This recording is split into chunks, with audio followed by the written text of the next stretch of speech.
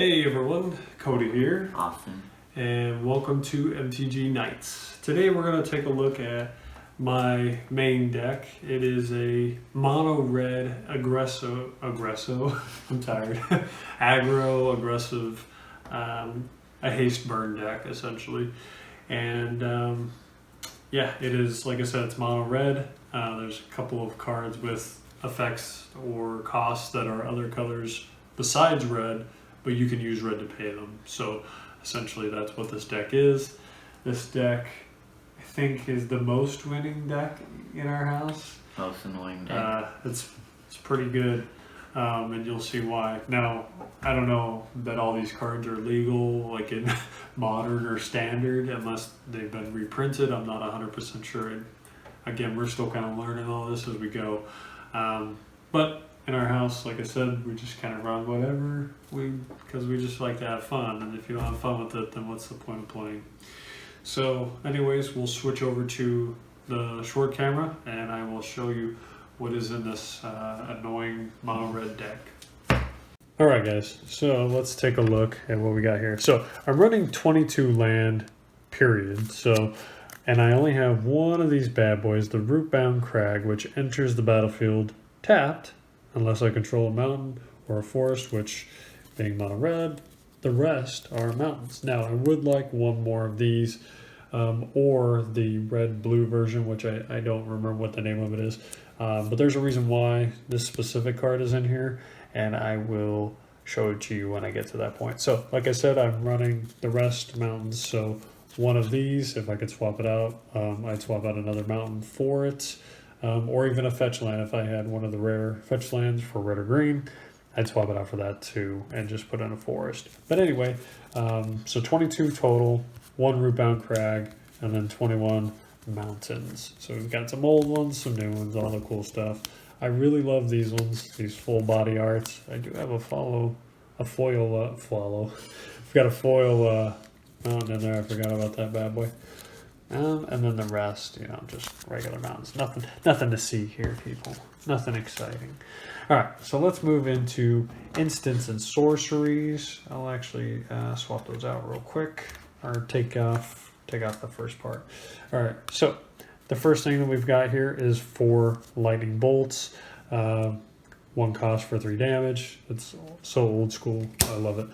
Then I'm running 4 rift bolts. So the rift bolt does the same thing as a lightning bolt, and the reason I'm running this is because I can suspend it for 1. Now sure, that does show my opponent that I'm going to suspend it next turn so they can counter it, but most times, I mean, even if so, if I suspend it, it's a cost of 1, so you pay the 1, then you set it aside. It's basically exiled for a turn, and then the next turn it resolves, so you get that 3 damage for a 1 cost. So for me, it just makes economical sense because I can either pay the 3 and play it normally, or pay 1 and suspend it a turn. And if it's my first turn, then there's usually not a whole lot they can do unless they have a counterspell, but most of them cost about 2 or more.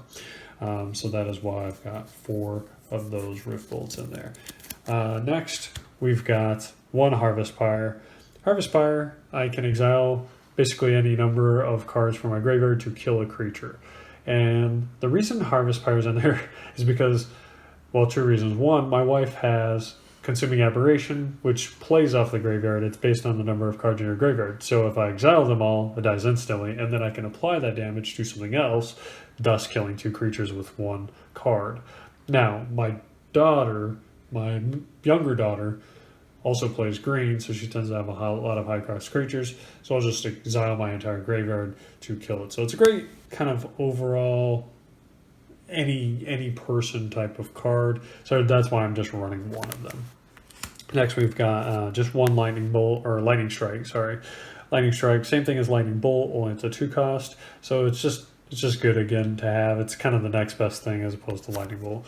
I've got 1 reverberate. So you get to copy a targeted instant or sorcery, and you choose new targets. The reason I love reverberate is because, again, it's a good kind of catch-all for any type of deck. So, you know, if they play something against me that's going to kill me, or, you know, something that is going to do damage, then I can play Reverberate. Or even if I play something like a Lightning Bolt, I can Reverberate it and double that damage. So it's just a good kind of all-around spell. Next is Flame of the Firebrand. I only have one of these, so I only play one. Basically, I get to divide 3 damage between target creatures or players, between 1, 2, or 3. This is great if you pull it early in the game and your opponent has, you know, 1 or 2 blockers and a real low level. You know, basically pay 3 and sometimes take out 2 creatures, or you do the full damage, take out a creature, do damage. It's just a great all-around kind of low-cost card to have.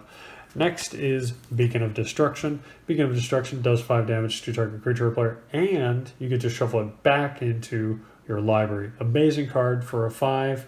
You know, obviously the cost is pretty high. This is kind of a later game card, but it can be phenomenal because you can just keep getting it back.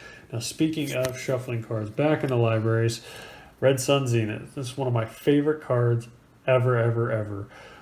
Basically, you pay X mana, you pay 1 to play, and then you pay X mana for it to do that much damage to target creature or player. If the creature dies, it's exiled, so it doesn't even go in the graveyard. And if once you play it, it then goes into, you actually shuffle it into your owner, you know, the owner's library once it's done. So you get that card back. So it's kind of like Beacon of Destruction. That's why I like those two. One's a hard cost number. The other is, you know, pay to play. So it's kind of nice to have those options because I can use as much or as little as I want on Red Sun Zenith, whereas Beacon is a hard 5. So both great cards. Love them both. All right, let's move into creatures and planeswalkers. I only have 1 planeswalker, Chandra, Torch of Defiance. Decent planeswalker because I can exile the top card and play it, or do 2 damage. That's great. Again, goes with the burn. Or I can get 2 red mana. Usually I don't need the mana, so I don't have to do that one, but it's there. Or I can do the 4 damage to target creature. It's great, but really her last one right here, you get an emblem whenever you cast a spell. Whenever you cast a spell, this emblem deals 5 damage to target creature or player. That's insane, and that's a -7. So literally 4 turns, because I have to play, you know, 3, and so on the 4th turn, I'd pay that -7. So really, it's a 4-turn card, and you will do 5 damage every time you cast a spell from that point on. That's just phenomenal. So let's move into creatures. I've got 3 Vexing Devils. Vexing Devil it's a great card because when it enters, they can choose to have it do 4 damage to them, or they can just leave it on the field. So for a 1 cost, you're either doing 4 damage right out the gate, especially on turn 1, or you get a free creature. Not free creature, but really, really low cost creature. So we've got 3 of those. Next, Viashino Pyromancer. I have 2 of these. When it enters, it deals 2 damage to target player or planeswalker. It's a 2-drop for a 2/1. It's not bad. I like it. I feel like there's probably better alternatives, but it's not a bad card to play because I can do the damage to the player or planeswalker. So, you know, it's cheap damage. So without having to attack. Next, we move into Ash Zealot, 2/2 first strike. This card is phenomenal. You pay 2 for a 2/2. That in and of itself is worth the cost, but for it to have first strike, haste, and when a player casts a spell from a graveyard, it deals 3 damage to that player. I don't really cast spells from graveyards, so it doesn't really affect me, but my wife tends to play blue or black, which does. So she tends to take 3 damage and she forgets, so it sucks for her. So I've got, I actually have 4 of those. Amazing card. Let's move into 3 cost. Ahn-Crop Crasher. 3/2 with haste, and you can exert it. When it exerts, target creature cannot block this turn. This is honestly one of my favorite cards ever made. The fact that it's kind of a 3 for all of these effects is just awesome. So I've got 4 of those. The Ahn-Crop is seriously one of my favorite cards because the cost is good, 3/2, and the haste with that exert. If they have, you know, a really high defender or something with a really high attack, you can exert that turn.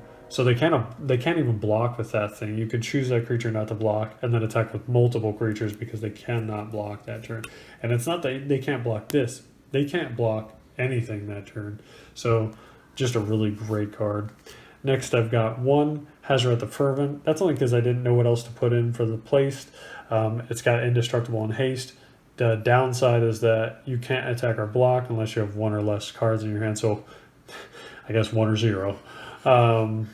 But you can use the effect to, you know, discard a card and then do 2 damage to someone. So you're getting something out of it. It's a pretty good card for a 4 cost. I do like it for a 4 cost. Next we move into one of probably the best cards I have ever played with. Shaman of the Great Hunt. It is a mythic rare. It is a 4 cost, 4/2 haste. And whenever a creature you control deals combat damage to a player, you get a 1/1 combat, you get a 1/1 counter on that creature.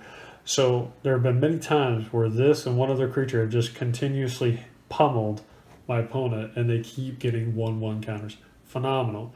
Now, here is why I have the Rootbound Crag and I want to get another one, or at least the blue version, because I can pay the ferocious cost of 4 if I, you know, obviously am not playing something else, and I get to draw a card for each creature I control with power of 4 or greater. So for every Shaman on the field, or, you know, even if I had creatures that weren't 4 when they entered, if they got counters on them, I get to draw a card for free just for paying the 4. So just an amazing card. Running 4 of those because they only get stronger. Next I've got 1 Demanding Dragon. I just recently got this card. It's a 5/5 with flying, so it doesn't have haste, unfortunately. However, to counter that, when it enters the battlefield, it deals 5 damage to target opponent unless they sacrifice a creature. So it's a really good card for the cost because you're getting a 5/5 with flying, but you can also do 5 damage to them unless they sacrifice a creature. So, you know, it's really their choice. But to have that secondary effect of it is great. Now, I'm about to show you my last set of cards. This is my crown jewel. These cards that you're about to see, this... yeah, let's just move on.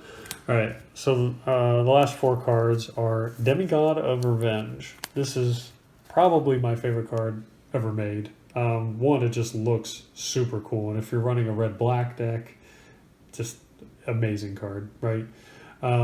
Especially if you have a spirit deck, which I do not have. However, you can see that the cost, I pay it with reds. So anyway, it's got flying, it's got haste. But the best thing about it, besides being a 5/4 with flying and haste, is that when you cast Demigod of Revenge, you get to return all cards named Demigod of Revenge from your graveyard to the battlefield.